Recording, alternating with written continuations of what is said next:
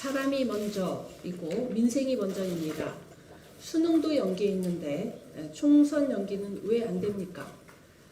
민주평화당, 대한신당, 바른미래당 3당이 통합해서 새로이 시작한 민생당의 입장에서 총선 연기를 주장하는 것이 선거에 도움이 되지 않을 것으로 저희는 생각하고 있습니다. 하지만 주변에 누구에게 물어봐도 이 상황에서 총선을 왜 연기하지 않는지 모르겠다라는 반응들입니다. 그렇기 때문에 민심에 따라서 총선 연기를 다시 한번 주장합니다. 정부는 지난 3일 국민 개개인의 1차 방역을 강조하면서 사회적 거리 두기를 요청했습니다.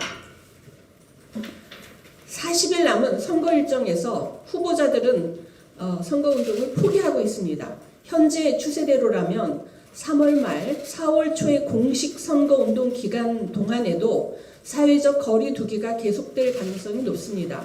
설령 다소 진정 국면으로 들어간다고 하더라도 그동안 위축된 국민들이 사회적 거리두기 해제를 하기까지는 시간이 걸릴 것입니다. 정부는 선거 연기만큼이나 큰 사회적 비용을 초래하는 개학 및 개강 연기 등은 적극적으로 나서고 있습니다.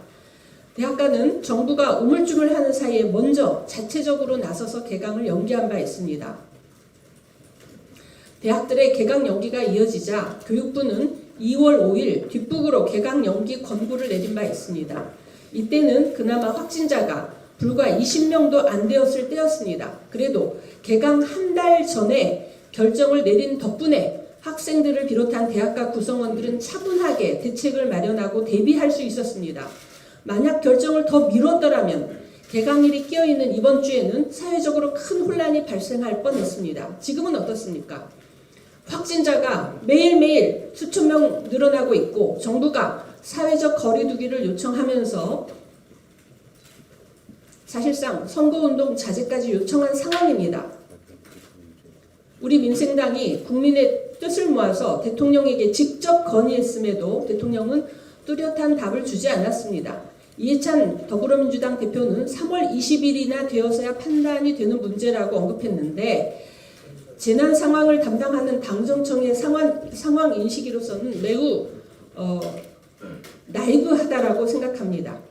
문재인 대통령은 2017년 수능 연기 당시 안전과 공정성을 위해 불가피하다며 양해를 구했었습니다. 공감합니다. 총선 연기도 그와 같습니다.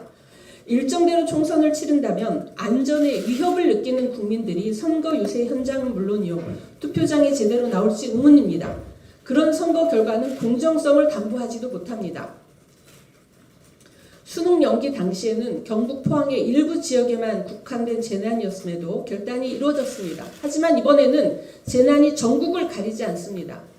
1952년 6.25 전쟁 당시의 선거는 전투가 이뤄지는 최전방을 제외하면 대부분의 국민들이 정상적인 일상을 누리고 있던 와중에 치러졌기 때문에 지금의 상황과도 다릅니다. 왜 대통령은 수능 연기는 잘 결정해놓고 총선 연기는 결정을 미루는 것인지 여야 합의를 요청하고 있지만 이것은 대통령의 권한사항입니다. 심지어 수능 연기 결정은 법적인 근거도 뚜렷하지 않은 상태에서 내린 결정이었습니다. 그와 달리 총선 연기는 오롯이 대통령에게 권한이 있습니다.